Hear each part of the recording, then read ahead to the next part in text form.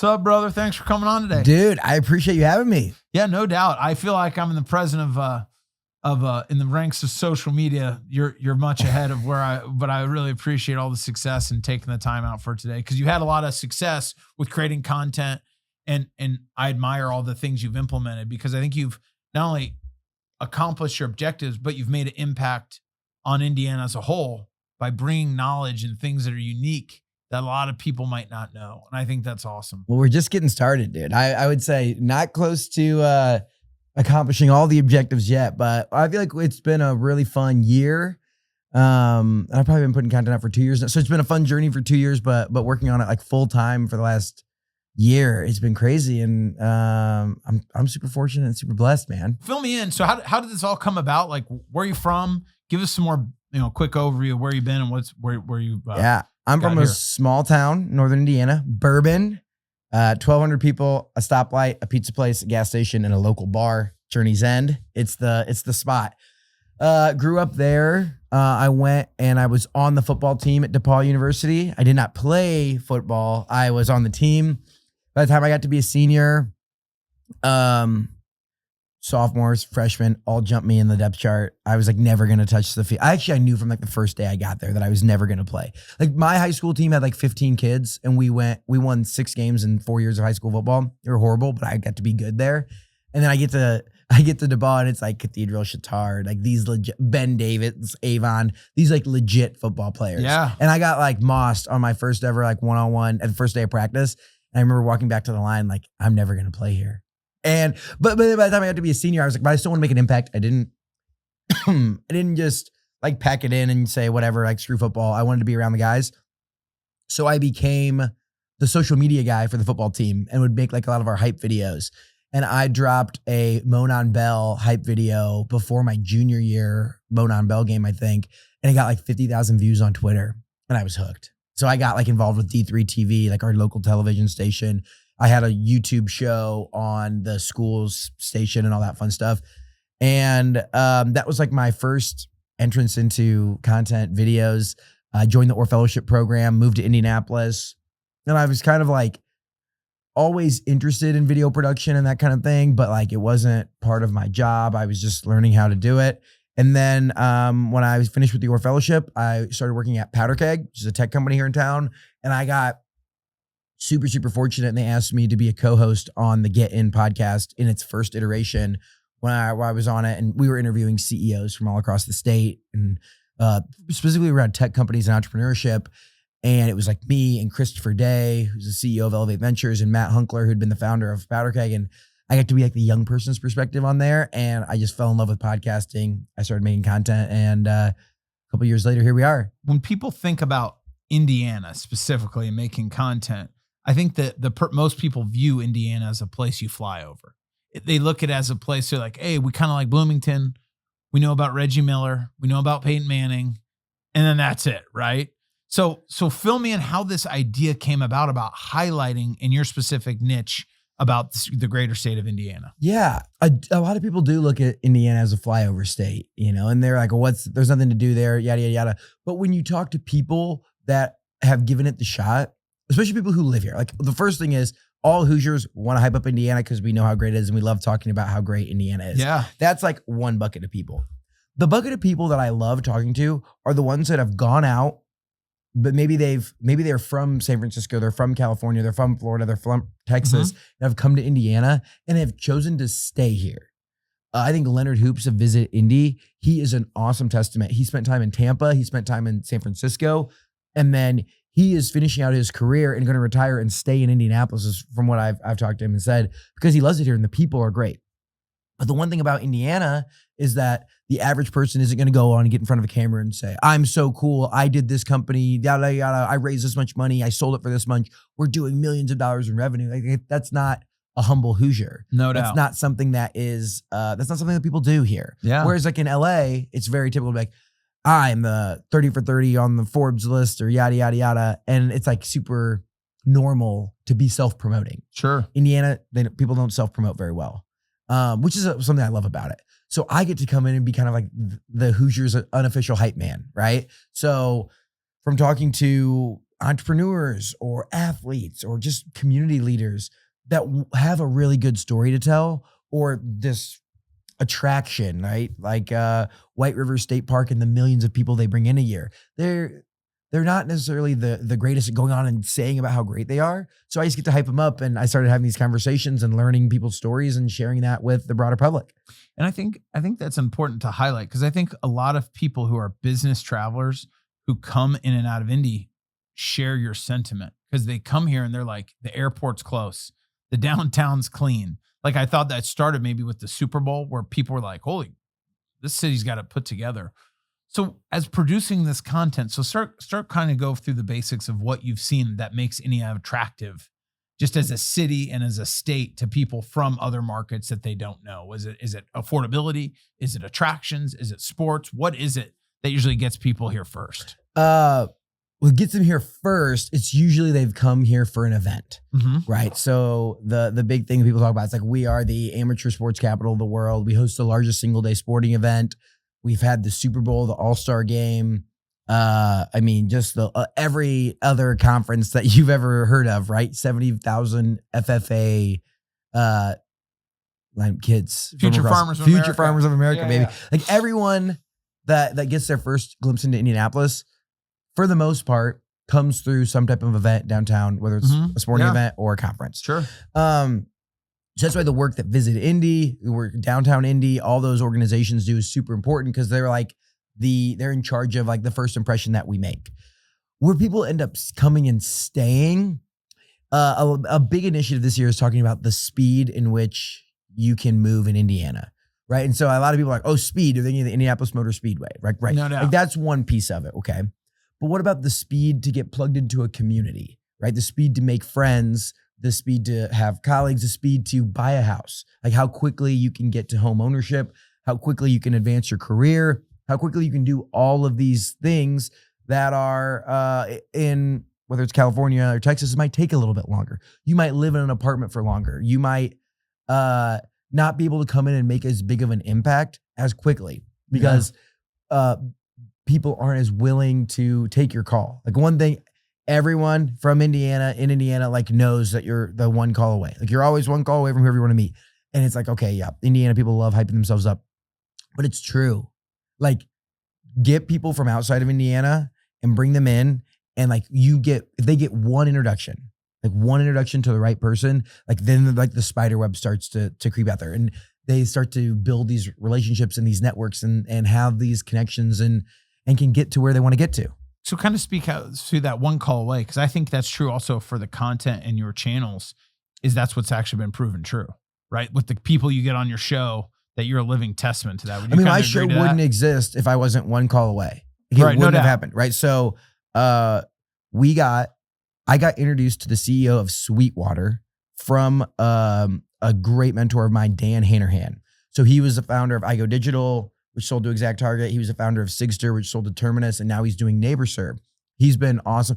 I like tossed a DM to him like 5 years ago or whatever it was, and we finally got something on the calendar. And then over the past 3 or 4 years, he's become a really big mentor of mine. And he said, man, you need to meet this guy from Sweetwater, Mike Clem. At the time, Mike Clem was the president. I met Mike. I ended up getting him on the podcast in its previous form. He was a guest. A few of the clips that I put out did really well. And when I was getting time to leave and take the podcast with me, and I ended up acquiring it, I didn't have a studio. And so before I was like fully out on my own, I was like, well, what am I going to do about a studio? Like all the stuff's really expensive. I don't want to rent it because I'm going to be recording stuff all the time. Yeah. And you want to create like what you guys have here. Like you want to create a place that isn't just like a carbon copy of anyone else. Like anyone can go into a rental studio and like, then you have to bring in all your stuff. And it's just a hassle. Like you want a place that's your own. Yeah. That wows people when they come in. And so I remember getting on his schedule, and we'd had a few videos with him as a guest that you did over 100,000 views. And he was like, wow, I really see the benefit of this. Like you're telling these great Indiana stories. He was like, great, Mike. Like I need to call in a favor. I don't have a studio. You sell studio equipment, sound, cameras, all the stuff. I need you to be my first sponsor. And it wasn't even like, he didn't need to hear the business proposition. He didn't need to hear like the plan or anything. He just believed in me, and he believed in what we were doing, and was like, we can help at some point. Like we can help in some capacity. He didn't say how much. And they ended up coming in and hooking me up with, I have a really, really nice studio that's sponsored by Sweetwater. And game changer. It was a game changer that just like elevated, like out of the gate, instead of having to go out and raise money or spend my life savings all on equipment, like they came in and believed, and I still continue to this day, like all my podcasts end, like this is brought to you by our friends at Sweetwater. If you're starting a podcast, like go check them out. Like I have a full page on their website that's like what Nate and Get Indiana uses. And so that was one call away. Like I got introduced to someone who became like, lets me do what I do now. And I think that's important to acknowledge for the people watching this about the impact. Cause so for so many generations, where you lived dictated your life. But what has happened over the last modern era is people act as if they're trees. They're stuck in these markets. So when I read these headlines where people are like, hey, living in California is unaffordable. Living in South Florida is unaffordable. Move to Indiana. So what do you tell people who are considering moving to Indiana and the different surrounding cities and towns? What's your kind of pitch for why Indiana? Why Indiana? That's such a great question. Parker McCollum has a great song said why Indiana, and never paints us in a good light, right? And a lot of people that are considering or thinking about it, or that have already written it off. It kind of starts there. So many people have already written it off. And one piece to get away is like, okay, the politics are the politics, and that's the way it is. And if that's like your biggest priority list, then it's probably not a good fit up front, right? Like a lot of people that are upset here are upset about different things like that. So take that out of the way. If you're looking for quality of life, space, but also it's not sleepy. Everyone always says, again, there's so many good cliches, but it's like a big, small town, right? Like, you know your neighbors, you can get to meet them. You have to be, if you want to live in Indiana, you have to be a people, not a place person, right? Like we don't have mountains. We don't have, beaches. Like that's some people's, like that's what they love. Like they want a mountain and they want to be able to do that. Sweet. I'm a people person. I spend my entire life meeting people, talking to people, interacting with workers. And the vast majority of people you're going to come across in Indiana treat you really, really well. I had Jeff Smulyan on the podcast. Oh gosh, this was probably 2 years ago. And he said, you can't be a bad guy in Indiana because everyone will know about it in an hour. And it's so true, right? Like you don't have bad actors. You don't have, I'm not saying you don't. There are anomalies, but the vast majority of people truly want you to succeed. Yeah. Even your competitors, right? Like you compete for stuff here, but like out on a national level, they'd rather it go to an Indiana company. No doubt. And so people that are considering it or thinking about it, you have to come and experience it for a week. Okay. You give it a week, because a lot of people think it's like, oh, this is just like a facade. Like people aren't this nice. Why do people hold the door for me? Why? Like it can't actually be like this. They're just putting on a front. It's not. Like people in Indiana are genuinely kind. And so if you're a people person who loves being around kind people, this is a spot for you. If going to the beach every day is the thing that's most important to you, that's what you got to go do. No doubt. If being in the mountains is the thing that's most important to you, go do it. And I always say, it's like, I don't like to use the that we're close to things or we're a small flight away. Like that's not marketing, right? Like that's not a place that I think that we should be marketing, because like who wants to be like, oh yeah, we're a short flight away from Denver. We're a short flight. It's like, no, like there's good stuff here. If you are a people person, go talk to people that have lived other places, talk to people that are from other places, talk to people that leave and come back. Like the people here are special. And when I say it, it's like they don't quite believe me as much because I'm like a lifer and like all Hoosier. But I talk to a lot of people that have been other places and done other things that choose to be here because the people are special. And I also would attest to this piece too. Just even you taking the time to come meet with us for the podcast, that people are approachable here as Hoosiers. And I think that's it to where we start with that one phone call. So talk through this piece with what you've seen with your podcast. What are some of the comments that are good or bad, that are hilarious, that you've seen from the content you put out? Because I can imagine you start this thing with these ideas. You have these lessons, and you're to the point about Sweetwater or Jeff Smulyan. You're a living example of what you're saying, right? One phone call away. Well, here, CEOs of these companies. One call away. Here's a sponsor for my podcast, right? That you're, self-funded. There's no investors. It's you grind it. So talk through what you see on social media from that standpoint of the content you put out versus the comments you get and how that kind of impacts your feeling as an influencer. Because you are kind of the Indiana guy. You're doing We're working on it. You're doing it. So fill us in with that. Anytime you put out opinions about anything, like I remember the first video I ever had that went viral, like 250,000 views, I think. And I felt like, oh man, I've made it. And then I started looking through the comments and it was about the top 3, my top 3 coffee shops in Indianapolis. I just picked my favorite 3. Dude, you would have thought that I was talking about like the most aggressive form of politics, controversial topics. People are in the comments like, no, that's not the best one. This is the best one. Like, this is the one that's in my neighborhood. Like, this is way better. And I picked Java House. A lot of people are going to hate that. I picked specifically the Java House in Broad Ripple, where there's the garage doors that open up to the Monon Trail. And I said, in the summer, there's not a better place to work out of there. No doubt. Like, you can grab any cup of coffee, whatever. It's all good. But the environment, the dogs are up in there. Like, it is the best place to work in the spring / summer / fall. Sure. And it was crazy. People were in there calling me a moron. And I just talked about how great the people from Indiana are, which is, they are great. But it's like people are opinionated about their favorite local joint. And they didn't know the story behind Java House. So they thought it was like a big corporation, which they're not. Right. I mean, their backing is a big corp, but they are an Indiana big corp. No doubt. And people didn't know that. And like, that's a Carmel brand. That's not Indianapolis. Like, oh, la, whatever. And everyone had their opinion of what the best local spot is. So people can be a little mean. And the keyboard warriors are always out. And I think that's universal because I think most people who post a lot online and go crazy in real life are totally different. Dude, they never say it. No one has ever. Actually, I lied about the coffee shops. People come up and say stuff, but it's like a joke. Yeah. Right. It's like funny. Like, it's like healthy. That was bad. Like, and I love that banter. But like some of the mean stuff that people say, like if they're from Illinois or Chicago specifically, like they'll talk smack to me. Like, oh my gosh, like this guy, like they just like talk a bunch of shit. And it's like, whatever. I like love it because it helps my algorithm and it feeds more. And like, sure. I put a little controversy there about like, I mean, I don't know how picking cool things in Indiana or like highlighting them could be controversial, but people get fired up. Oh yeah. Or the big one right now is like, I'm going through this whole Indiana high school mascots thing. And a lot of people get pissed that I haven't done their high school yet.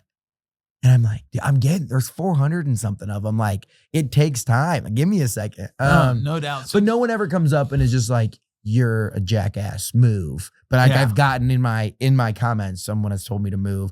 Said people like you who are ruining the city of Indianapolis. They're like, what does that even mean? Me? Which is so funny because I talked about how great the people is. Yeah, but how great the people are. For me, it's this piece about the internet and the commentary. Because back to where I started with about people moving to Indiana, that is what I always have concern with is how people make their decision. Because some people, right, in my opinion, comments are just there for the entertainment. They're actually not the meaningful data pieces. Because the things I like about Indiana are our employment, right? Our employment rates are low. Back to your point, one phone call, good culture. There's not a lot of traffic, maybe a little bit, so you can get around quickly. So those are the things I like because that's what I always worry about. People who research Indiana, read the comments versus the people actually know what they're talking about, what they're tapping into. And I think you do a great job highlighting that. People are way more likely to leave comments when they've had a mildly negative experience. No doubt. It takes a 10 out of 10 experience for you to go on and review and leave a comment about something. Yeah. But it only takes like a 4 out of 10 or a 5 out of 10 for you to go on there and complain. No doubt. But it's like the 8s, the 9s, the 7, like, like above average experiences. No one's going on there and like leaving it. So that's just the part that's frustrating where a lot of people like to go on and bitch and complain. And so I always say, if you're having good experiences, more people need to like go out there and leave no those doubt. reviews. And it's also like bad news sells. I mean, that's how it goes. So back to where we're going with comments. So now let's talk through these, even though you've done a lot of variety of topics. What are some of your favorite things that people might not know that there's activities to do in Indiana that you've highlighted since you started your pod? Because I feel like you've done more stuff than anybody else around Indiana. And then you've done it from a standpoint of like, it's easier to tap in than people think to go to the dunes. I saw you did an awesome video about that or tailgates or things like that. So it's kind of talk through your top 3. This is going to be a hot one. Go to the Indianapolis 500. Number 3. Number Indianapolis 3. 500. No doubt. The No Indianapolis doubt. 500 is my number 3.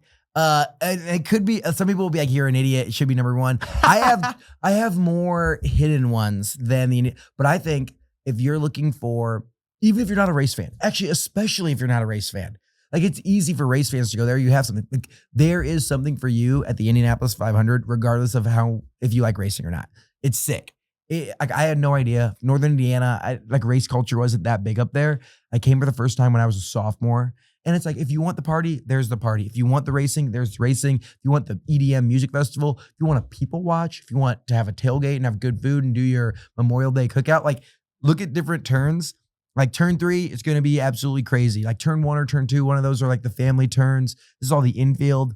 Yeah, like it's just insane. It has to be on every single person in the world's bucket list to go to the Indy 500. No doubt. And I think that's a good number 3 from this standpoint too, is that you can either make it a 4 or 5 day event and attend everything, or you can just attend the race. Like I've heard people going their bachelorette or bachelor party there because of just the insanity. So there's so many ways you can take the track. Yeah. And I think that's cool, especially since the new ownership change. I think it looks totally different, and it's truly becoming a world-class facility and what they're rolling out there. Dude, I had Doug Bowles on the podcast, and he might be the Hoosier that I aspire to be one day. Like he is just the best face of the Indianapolis Motor Speedway, and now the president of IndyCar. Yeah, like he is the greatest steward of those brands. I was really, really impressed, and he is the same guy that you see online that you meet in person. No doubt. He's the best. Okay. So number 2, from a restaurant perspective. Sure. Okay. It is not hidden at all. And I think that people know about it, but don't actually go. You have to go to St. Elmo. Yeah, no doubt. It is an iconic brand from 1902. The iterations it's gone through, the different ownerships from Joe Starr to Harry and Izzy to now to the Hughes family. And I think that a lot of people get the rap that, oh, it's uppity. It's like a really, really bougie steakhouse. And I mean, it is, it's a premium product when it comes to like price. Like you have to have some dollar bill. So if you're on a work trip and you have a little sponsored dinner, like maybe do that. But it's worth it. Like versus like the chain steakhouse, the experience isn't even close. The shrimp cocktail, like get that. Even if I didn't like cocktail sauce. I'd never had cocktail sauce before. Tried that one. I was like, holy, this is insane. It's an experience. The vibe is an experience. The history that's there. This is a 122-year-old restaurant here in Indianapolis, a staple. Like from the famous people to the normal person, like everyone goes there and like they get a world-class experience. No doubt. And the servers have been there forever. The retention of their employees and there's a reason you can get a server to stay at a place 30 plus years. As their entire career. Yeah. Like they treat their people well. And I just think that it's a spot that people maybe know about and have heard the name, but maybe never actually pull the trigger. And that leads me into my number 1. The number 1 place you have to go that everyone talks about, and I think everyone knows about, but hasn't been, French Lick. Nice, yeah. Dude, it is, and I don't say this lightly, I think it's my favorite place in Indiana. French Lick, Indiana. I think French Lick is my favorite place in Indiana. So elaborate there. It's what do like you like? It's like an adult amusement park. Uh-huh. We went for Corn Ferry, I don't know, like the step below the PGA Golf Tour, or like the step below the the PGA Tour, right? Mm-hmm. So future PGA golfers were playing there at Pete Dye, and I'm not a golfer. I play like in 3 charity events a year. Like I suck. We just went and watched golf. So much fun. Like when you walk up the hill at Pete Dye and you get to look out to like the sprawling panoramic view, it literally like made me question where I was. I was like, no chance this is Indiana.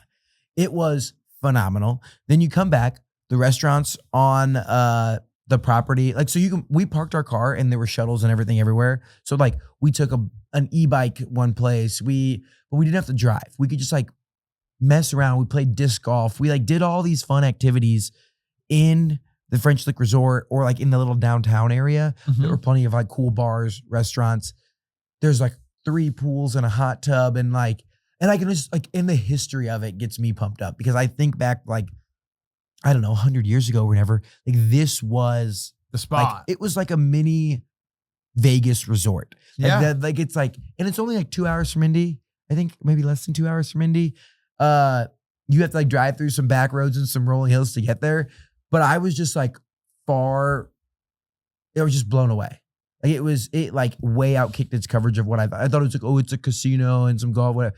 Dude, it's phenomenal. So much fun. That's awesome. I love to hear everyone's takes because I think for me, what happens is this, there's a bunch of cliche sayings about old habits, and people get in such routines and ruts, they don't ever look around to see what's available to them. And I think that's cool. Also what you highlight, with your podcast. So talk to me when I've watched your podcast, there's things that I'm surprised by that I'm like, you have to be surprised by as you've kind of unboxed Indiana.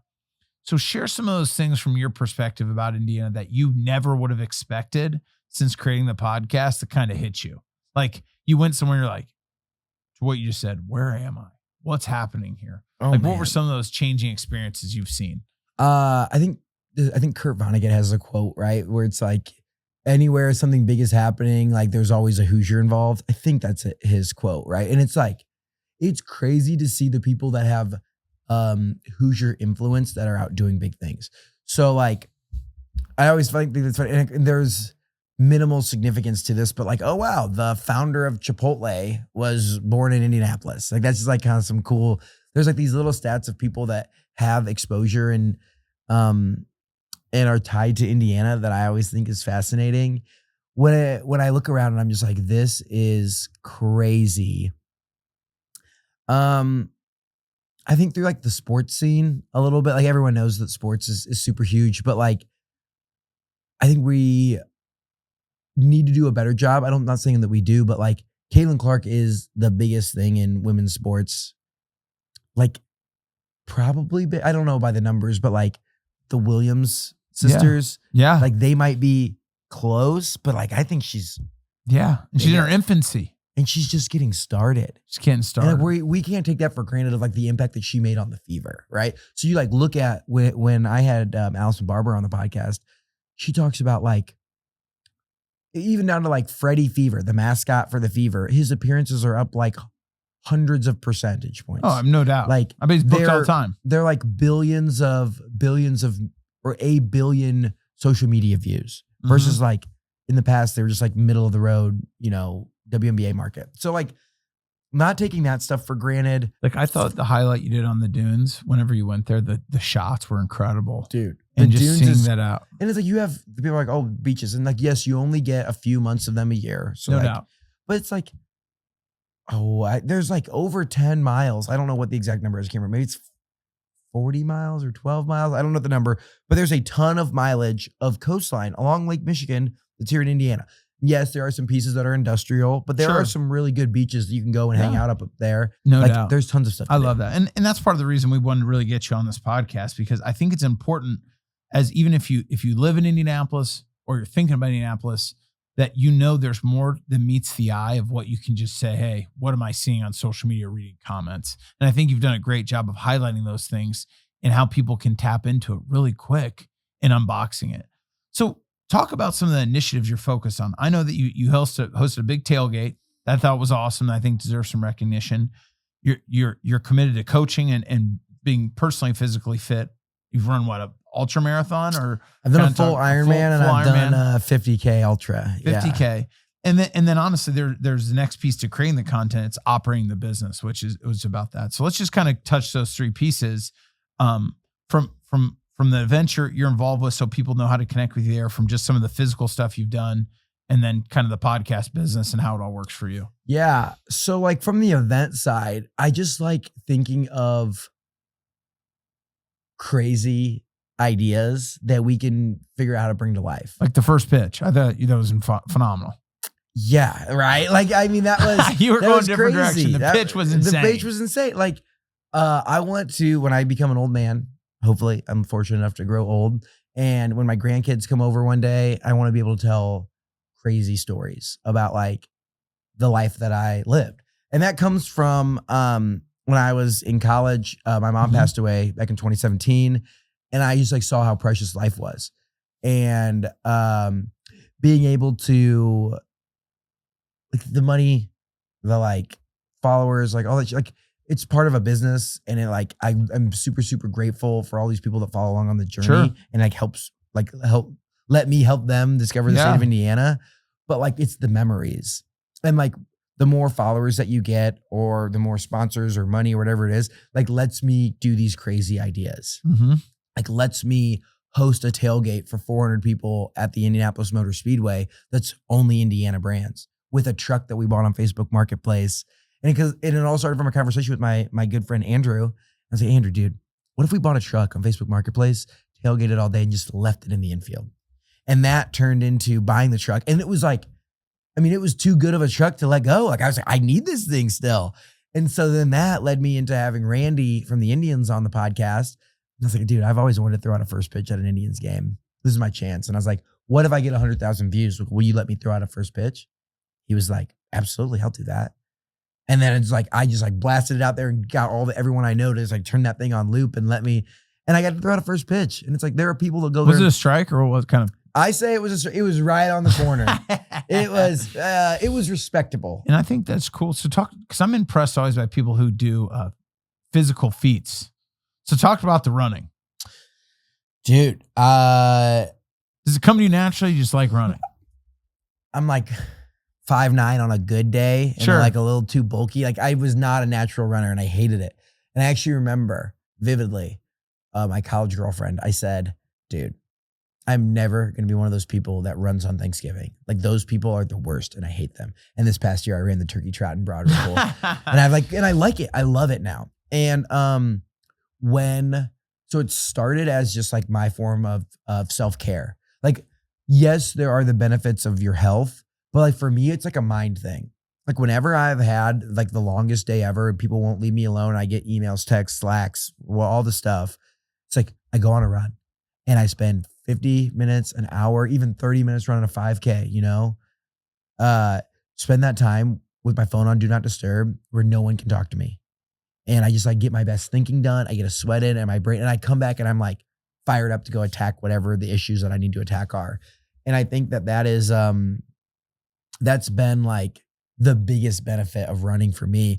And just the idea, I think that if you're like a lifelong athlete and competitor in sports, that you graduate from college and that there's no longer any competition. Yeah. You know, there's there's like nobody to go head to head with outside yourself. Yeah. Right. You're not competing. So then it's like, and it's like even yourself. It's like if you're just going to the gym or whatever, it's like you're trying to get PRs, but like it's hard to stay self-motivated there. And so I started to be like, to treat running kind of like I treat these like stories that I'm collecting. Like being able to say like, oh, like I've done an ultra marathon or I've done a full Ironman or ran some marathons or like done a sub-4 marathon and all these different things because I think it's hard. And I am just like so drawn into doing things that other people maybe like won't do. Like doing the things that other people won't. No doubt. And it's like a lot of people can't do it. Like I think anyone, if you train, could do a marathon. Like even if you don't think you're a runner, like you could figure out how to get 26.2 miles done. But a lot of people just won't do it. Or they'll say like, oh, I could do that if I wanted to. I just don't want to. It's like, well, then you're not doing it, you know? Like I want to be a person that at the end of the day, it's like, I can tell about, you know, we went from, I had run marathons before and we made a New Year's resolution to do something crazy. And in 4 months, we trained to do a full Ironman. So like we made that at January or like December 31st. And in April, I was doing Ironman I remember you had Texas. like a bad bike, didn't you? It was horrible. Like it was all right. It got the job done. But I was like, dude, all these people that spent 5 G's on their bike are just toasting me. It sucked. So let's go. Let's hit this piece about monetizing and kind of, so you have a job at Powder Keg and you're like, you know what? I'm going to go all in on content creation and I'm going to pay my bills. And maybe you were independently wealthy before, but most people are not. So fill us in there. I was not independently wealthy how before. That started in translating and kind of the response it's been of getting started at the pod, getting sponsors and kicking it off. Obviously Sweetwater was paramount. I was still working at Powder Keg when I had the whole idea for the truck. And I was able to make 10 grand in sponsorship for the truck. And this was like, I had, I don't know, 10,000 followers. I don't even remember, but like not that many, but like the videos were doing so well. And so people were interested in it. And so we were getting like beer and food, but also like I was pairing the videos, like the actual like magnets on the car with video promotion and sponsorship. Right. So like we did some videos with Java House and Moontown Brewing and a few other posts there that like they're already looking for ways to get promotion. And this was just like a place to park some of their ad dollars. And so it was on the heels of that. I was like, dude, I made $10,000 tailgating at the Indy 500. Like, I can figure this out. And Dan Hanrahan, again, he has been like the greatest mentor. He was getting Neighbors up and running and said, well, how much money do you need to make to like survive? I was like, I don't know, like $2,000 a month or whatever. And he came in and like, he basically, like, I was doing some freelance marketing consulting work and helping them. That was like paying the bills. And the rest of it was just focused on content creation. And within 2 months, I had been able to like generate sponsor and partnership dollars. And I was able to phase out of doing freelance marketing and just work with partners and sponsors who are creating Indiana content. It's like what I love about what you're doing now is it's highlighting this, our state, which doesn't get a lot of pub from anybody else, but you could make the statement, I think, that we're a little bit better than maybe Ohio, Kentucky. So where do you rank Indiana over Michigan, Ohio, Kentucky, and Illinois? Again, it depends. Like, I would not be able to, in full confidence in a serious face, be like, oh yeah, we have as many geographical attractions as the state of Michigan. No doubt. Michigan is sick. Yeah. Like, from the skiing to like 1,000 miles of coastline or whatever it is. Like, pure Michigan, that's a good brand. Yeah. But if people are important to you, there are no better people than Hoosiers. So like everything I'm going to say like ties back to like yes, there's like, I mean, the top tier research universities, right? So like IU, Purdue, Notre Dame, you have like DePaul, Wabash, Hanover. Like, you have really good education institutions here. The unfortunate piece is that we export a lot of that talent. So it's insane how you go to these other places. Yeah. Rose-Hulman and Notre Dame and DePaul, Wabash, all these places keep their grads here. But like, on a people perspective, there aren't better people. You won't find them. No doubt. I always think no like accents Hoosiers are doing, Hoosiers are doing such big things. But yes, if coasts, beaches, like if that's what you value, if you're a places over people kind of person, go somewhere else. Yeah. But if you value people, this is the spot. Number one, you won't find better people. And I love that, because that's the thing I think the most that I hear from people why Indiana gets selected over these other places is it's a safe place to live. It's a convenient place to live. And if you're a family person and those are those things that attract you about your kind of family nucleus, there's no better place to grow up than Indiana. And the speed in which stuff gets done, like the speed in which you can, like, again, I moved to Indy 6 years ago. No, 2019. Yeah, 6 years ago. I didn't know anyone. My dad didn't play golf with the mayor. Like, I'm from a small town in northern Indiana. 1,200 people. 1,200 people, baby. Like, it wasn't common, and I didn't have this Rolodex of people. I went out and just started asking everyone and put in work and tried to volunteer for things and just get plugged into my community. And 6 years later, I get to do that for the entire state. No doubt. And I think you're doing a great job. Stop doing it. I think you've done a great job of highlighting Indiana, and truly, I think you're making an impact, because I think the businesses you highlight as the brand keeps growing too will definitely benefit. We've seen it with other people on influencing just pizza shops or other kind of things. Well, dude, so I love that. And it works at scale. Okay. It works at scale, like Joe Rogan or Call Her Daddy, right? Yeah. Like the biggest podcasts in the world, like they read an ad about whatever. Like, there's a reason that people are putting money into social media and podcasting, right? I take a few zeros off of both viewership and take a few zeros off of the contracts. And it makes sense because I have such a density in geography. Yeah, 100%. So whether you're selling tickets or you're an Indiana brand, one thing Hoosiers like to do is support other Hoosiers. No doubt. So having the density of listenership and followers can really make an impact for these businesses. So we've talked a lot about Indiana just as a whole. And one of the things I'm seeing is you have such a presence from things to do, businesses, impact, where all we focus on as a residential mortgage lender is that residential real estate. So I have people calling us from around the country who are investing in Indiana. Then I also have young people, first-time home buyers, who are looking and seeing these things and saying the same thing. Young people in downtown Indy love Indy. They're actually proud of their city, and you see it with how they kind of shop with their dollars. They're doing stuff. White River, the shows that go on there, the lineup's insane. Mass Ave is fun. And really as it's kind of changed, the national narrative doesn't match up with Indianapolis, right? It's not, you can still get into a home reasonably affordable here. You can still, it's interesting because it's like, it's reasonably affordable nationally, but here you're like, shit, dude, it's $300,000 to get into a home in Broad Ripple. Yeah. And it's like, oh, and like $1 million in California is like, in like the dense parts of there, it's like, you're not even touching a house anywhere. Not even close. And so it's like, it is not like 5 years ago, like when I bought my house, it was stupid affordable, like how great it was. And now we have it. We used to have it insanely, amazingly, like every single adjective you want to put in there, good, great. And now we have it good.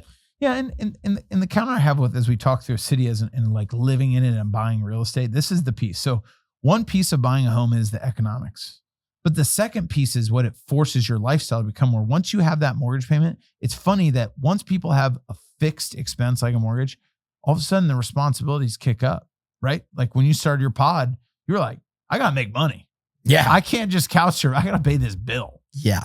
And that's what I've seen with Indianapolis is that translation from renter to homeowner can happen pretty quick, even though it is more expensive than it was, simply because rent is still expensive, right? And that way, when you get that home, you can house hack, get renters in there with you. And I think that's unique to Indiana because here's what's insane. My sister lived in Manhattan and my dad had to co-sign for that apartment because her debt to income ratio didn't work.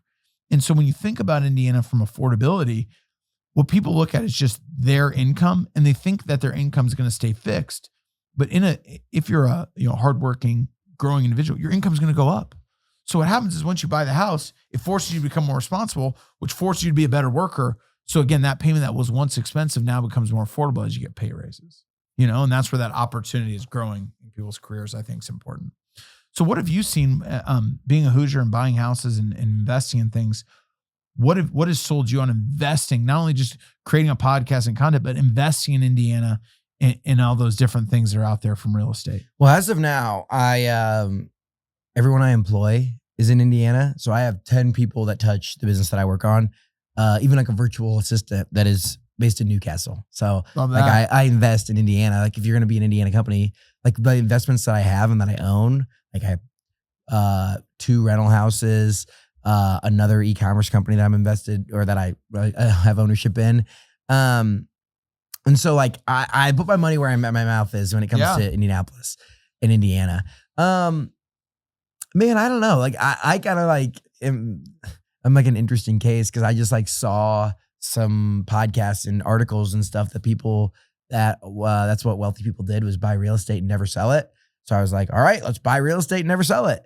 And we did that in I bought a house in 2019. I bought a house in 2020. I bought a house in 2023. And they're all in Broad Ripple. And like now Broad Ripple is pretty expensive. And it's the math is definitely a little bit tighter in Broad Ripple. But like 5 years ago, it was great. And now I'm like looking at where else are people parking their money? Whether it's like owning different business. Like I really want to buy like a laundromat or something in Indianapolis and like make it my dream goal is to invest into a country Western bar and have it be the Hoosier Honky Tonk. That's where I want to get to. So if there are any investors out there that want to go in on the Hoosier Honky Tonk, let me know. And that's a good piece that you talk about investing in people and employees. Because sometimes what I think we all forget about is that the people who are doing things like creating content or buying houses are just as human as all of us. So that disconnect from where you start to what you want to do oftentimes is really just a fake story in your head versus like picking up and, calling one of our salespeople and something like that so we can partner up with that. What about, so in terms of the companies and sponsors, what are the most of sponsors space, if you will? What they do is like home provider, like what do they do for sponsor the show? I look up what national influencers, content creators are doing. So like when Bud Light hires Shane Gillis and Post Malone to do like a commercial and a bunch of social media work with them, I go to Upland, Sun King, any of the breweries and be like, hey, they're investing, your national competitors are investing in this type of advertising and marketing. Like we should be talking about doing something, right? When Jake from State Farm and like their whole social media pitch like the insurance companies are paying for this type of marketing, I go to Indiana Farm Bureau Insurance and say, hey, your national competitor is like investing in here. They clearly must have done the research that social media, podcast ads, all that stuff sells. So, I mean, and I like the non-traditional ones, like making content or podcast like ads and stuff about restaurants and sports are really easy. Like making an appealing 90-second video about the hottest new restaurant in Indianapolis, not hard to do. But like, making a video about multifamily apartment complexes that aren't just like the generic tour video and getting people to watch that, hard. Real estate agents, like making that actually engaging content. Because real estate agents try to compete with me and they try to post, it's funny, their career is real estate and they spend all their time making content that has nothing to do with real estate to get followers to then like come and compete with me. So it's like, I like working with the non-traditional brands that are dipping their toe, like financial institutions, right? I'm just working through the real estate, the mortgage, like Hope Plumbing is a partner of mine. And it's like, I want to do micro, like dirty jobs kind of content. No doubt. And stuff like that. So I love the non-traditional, like non-Instagrammable businesses because then it's like a fun problem to solve and try to get them to have success on Instagram and have success in the podcast space. Yeah, that's good. Oh, absolutely. And I'd say the story with us is that, it was 3 guys started an office and now we have 70 employees, but it was only because our friends and family, we didn't have a ton of money, but it was from that humble beginnings that Hoosiers supported us by just that local community. And we always try to do the same thing as you. And that's really why I thought you'd be a great person to have on this pod because dude, you're doing great things for our state. In the city and you're making a huge impact with your message and the content you're putting out there. So dude, I really do appreciate it. I appreciate you, man. This is awesome. Thanks for the invite. You have a heck of a studio. I'm getting some good ideas by hanging out here about what I need to do for my studio. Yeah, really. I appreciate your time and all the impact you've had for Indianapolis and again, supporting you and getting you on here and you taking the time to support us. Because again, like I said earlier, our business is only good as the people who support us. So we truly appreciate you helping out and taking the time to come out here today. Let it be known that I am an MJW customer. Oh yeah, this I love was that. My most recent house that we bought. I went through the process and Murph and the boys hooked me up. Hey, love it. I appreciate the opportunity, man. So thanks a lot for your time and we'll connect soon. Thanks, brother.